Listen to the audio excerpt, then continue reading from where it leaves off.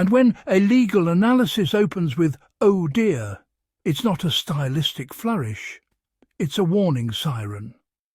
Because what unfolded in court suggested that Associated Newspapers' legal team didn't so much prepare as deeply internalize their own newspaper's opinion pages.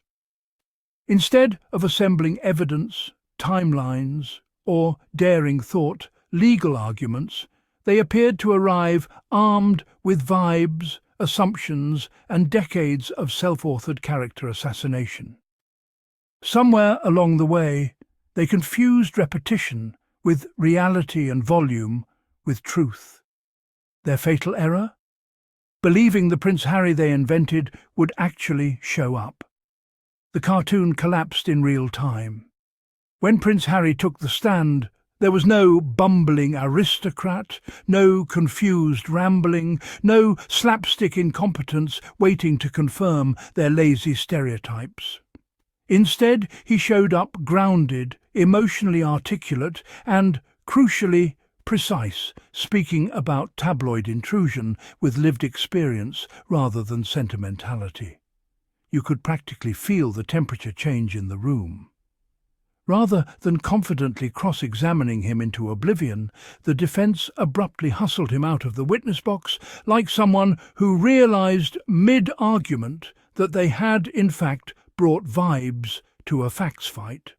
A legal team visibly unnerved by the competence of the man they'd dismissed as incapable of independent thought. That's not strategy. That's self-sabotage dressed up as litigation. The warning sign of inadequate preparation, because what arrived in court wasn't a legal strategy.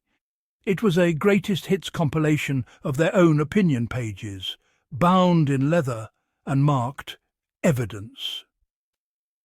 Associated Newspapers' legal team appeared to have prepared by rereading years of their own coverage and mistaking editorial confidence for courtroom ammunition. There were no meticulously constructed timelines, no careful triangulation of evidence, no layered legal arguments designed to withstand scrutiny. Instead, they showed up with assumptions, vibes, and the unshakable belief that if you say something loudly enough for long enough, it becomes legally actionable truth. Repetition had been confused with reality. Volume had been mistaken for substance. And somewhere in that fog of self-reinforcing mythology, they made their most catastrophic miscalculation. They genuinely believed the Prince Harry they'd invented, the bumbling, inarticulate, easily rattled spare, would be the one who turned up to testify. They'd spent so long drawing the cartoon that they forgot it wasn't a photograph. And when the real man walked into that courtroom, grounded and precise and utterly uninterested in performing their script, the entire foundation cracked. The cartoon collapses under scrutiny. When Prince Harry took the stand, he didn't arrive as Fleet Street's favourite punchline.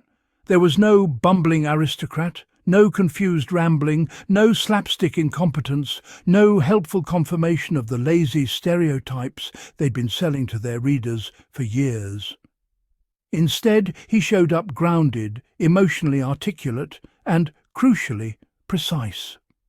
He spoke about the corrosive effect of tabloid intrusion, how trust evaporated almost instantly with every leak, and how relentless harassment had rendered lives unbearable.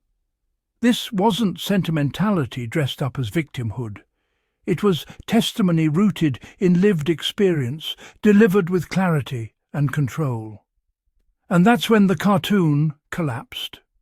You could practically feel the temperature change in the room. Rather than confidently cross-examining him into oblivion, as surely a hapless spare would allow, the defence abruptly hustled him out of the witness box like someone who realised mid-argument that they had, in fact, brought vibes to a facts fight. It was courtroom farce, a legal team visibly unnerved by the competence of the man they dismissed as incapable of independent thought, suddenly scrambling because the myth they'd internalized refused to perform on cue. The myth that met its match. Harry's post-palace trajectory should have shattered the caricature long ago. People do not accidentally build global platforms, negotiate high-level media deals, publish best-selling memoirs, and sustain international advocacy through sheer incompetence. That requires planning, emotional intelligence and stamina, qualities tabloids insist he lacks despite all evidence to the contrary. This is not luck. This is not palace remnants carrying him quietly in the background. This is sustained, strategic work that demands competence, negotiation skills and follow-through, none of which fit comfortably into the hapless spare narrative Fleet Street has been monetizing for years. But acknowledging that would collapse the fantasy the Mail depends on. So the fantasy persists, even as reality keeps turning up with receipts. Meghan's presence exposes the central lie. And then there's Meghan, a university-educated, accomplished professional with an established career who chose Harry as her partner. That choice alone exposes the lie at the centre of the narrative. Intelligent women do not hitch their lives to fools out of charity. But acknowledging that would collapse the fantasy the Mail depends on, so the fantasy persists. The myth that couldn't survive scrutiny. This trial isn't about one man refusing to accept his assigned role. Harry is joined by Elton John, Baroness Lawrence, and others alleging phone hacking, bugging and corrupt payments by associated newspapers. The publisher, as expected, denies everything, labelling the claims lurid and preposterous, words they only deploy when scrutiny turns inward. But the ground has shifted. The tabloid's most dependable target has become their most articulate challenger. Calm, informed, unmoved by intimidation. That alone explains the tension. When a publisher reaches for defensive adjectives like lurid, you're not hearing confidence, you're hearing vulnerability wrapped in bluster. Because the allegations aren't coming from one disgruntled royal with an axe to grind. They're coming from multiple claimants across years with overlapping patterns of intrusion. That's not a PR problem, that's a structural exposure. And suddenly the courtroom isn't a stage for character assassination. It's a reckoning with method, practice and institutional behaviour. They're not just defending a case, they're defending a business model. The structural failure of the defence. Their entire strategy depended on someone being unserious who showed up serious. And when that miscalculation landed, it landed hard. The foundation they'd built wasn't legal argument or factual coherence. It was a decades-long smear campaign that had calcified into institutional belief. They arrived expecting the cartoon. They got the man. And the moment Harry opened his mouth, grounded, precise, emotionally articulate, the whole edifice crumbled. You could see it happen in real time. The abrupt abandonment of cross-examination, the visible panic, the legal team frantically shuffling him out of the witness box like someone who'd just realised they'd brought a caricature to a credibility fight.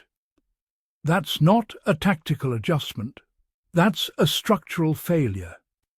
When your case relies on someone performing incompetence and they show up prepared, coherent and unmoved by decades of conditioning, you don't have a strategy anymore. You have a crisis, and it was entirely self-authored. When the target stops playing along, and this case is bigger than Harry. Associated Newspapers isn't just mounting a legal defence. They're protecting an entire business model built on punching down without consequence. For decades, the tabloid ecosystem thrived on a simple formula: manufacture a villain, sell the outrage, repeat until the public stops questioning the premise. But when the tabloid's most dependable target became their most articulate challenger, calm, lawyered up, and armed with documentation, the ground fundamentally shifted in media accountability. This isn't one prince refusing his scripted role, it's a structural reckoning. Because if Harry can stand in court, coherent and credible, contradicting years of carefully constructed narrative, then the entire apparatus starts looking less like journalism and more like industrial-scale character assassination. And that's a business model that doesn't survive scrutiny particularly well. Receipts beat rhetoric in court. Evidence-based preparation outperforms propaganda and opinion. And the courtroom doesn't care how many headlines you've sold. Associated newspapers arrived with volume, repetition, and decades of self-authored mythology, apparently convinced that sheer frequency of assertion could substitute for documented fact. But judicial scrutiny doesn't operate on tabloid logic. Propaganda is loud, preparation is quiet. One trades in performative certainty and editorial swagger, while the other trades in timestamps, documentation, and verifiable detail. In court, only one survives contact with reality, and it's never the one that mistakes its own press clippings for evidence. The Sussex Squad's unpaid forensic timelines would have withstood cross-examination. The defence's vibes-based strategy disintegrated the moment Harry refused to perform the caricature they'd budgeted for. That's not a tactical error. That's what happens when you confuse branding with truth and discover too late that the judge isn't a subscriber.